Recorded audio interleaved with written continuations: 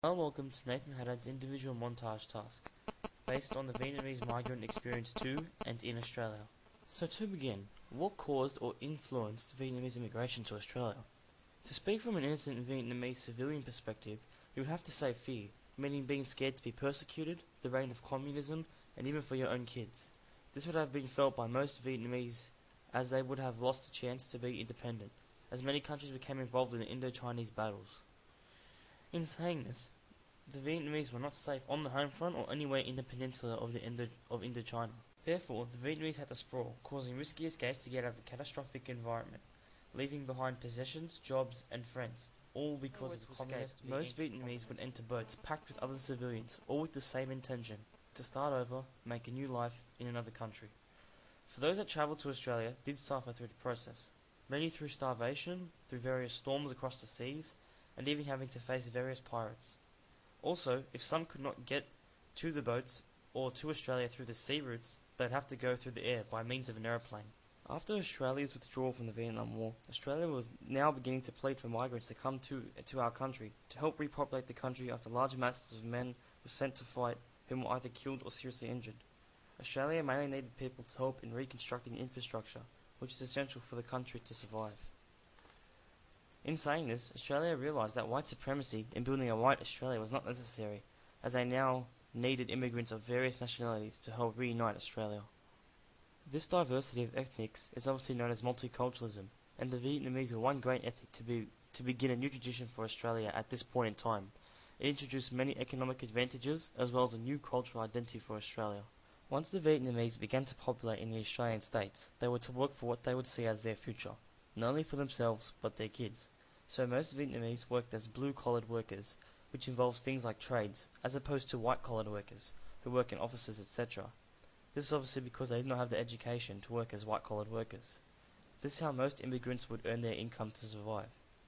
Though some problems did arise when most women found out that they were being exploited for their work, meaning they were getting paid too little for their amounts of work. Most were also placed in hostels, with poor quality accommodation. Others were in reception centres, or in some form of government housing. The Vietnamese were looked after, though to a very short extent. So from here on, the Vietnamese began their uprising in Australian culture, through intense suffering in Vietnam. One particular problem with the uprising was that they didn't speak much English, therefore they had to stick together in groups. Also, they found it much harder to adopt Australian mannerisms and culture, as they already had their own. Even though the Vietnamese struggled in their uprising, above all of it, the inconvenience and the distort times, the Vietnamese migration story was able to introduce a great individual who pretty much raised his family in migration from Vietnam. His name was Le Tan Nahon, who describes his great story of resiliency and bravery as he travelled on a boat to come to Australia as one of the first refugee families of Vietnamese descent. He later describes how he worked as a spray painter to support his family. As he was a spray painter, he was very artistic, and he proved this by winning an Asian arts exhibition in Victoria, which is a great milestone in his life. He was a great artist and contributor to our multiculturalism here in Australia. Lee set the foundation for Vietnamese immigrants, as he was very well educated as a lecturer and book illustrator. In 2002, he died here in Australia after 25 years of dedicated hard work.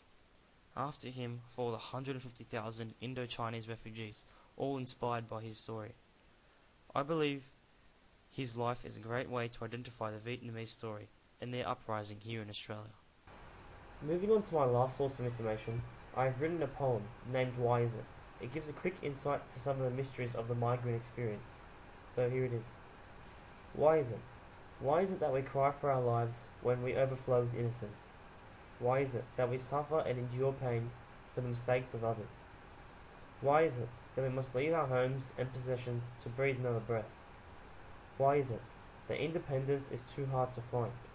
Why is it that peace once existed here, but now ceases to exist? We now stand here today, new people with a new way of life, thinking about these questions and trying to figure out the answers, remembering the days when the seas roared, our hearts broke, and our stomachs growled. So why is it that we are here today in this country, surrounded by what we used to call strangers, but really they are the givers of life and hope? So why is it that we went to Australia? So to conclude my montage presentation, I'd just like to say that I believe that the Vietnamese made a good decision in coming to Australia, because I believe Australia is a unique country that provides cure to pain and suffering and hardship. I'd also believe they made a good decision because they involved us in yet another culture as we did to them, though most importantly they added to the persistency of our nation like many other migrants. Thank you for listening, and I hope you enjoyed it.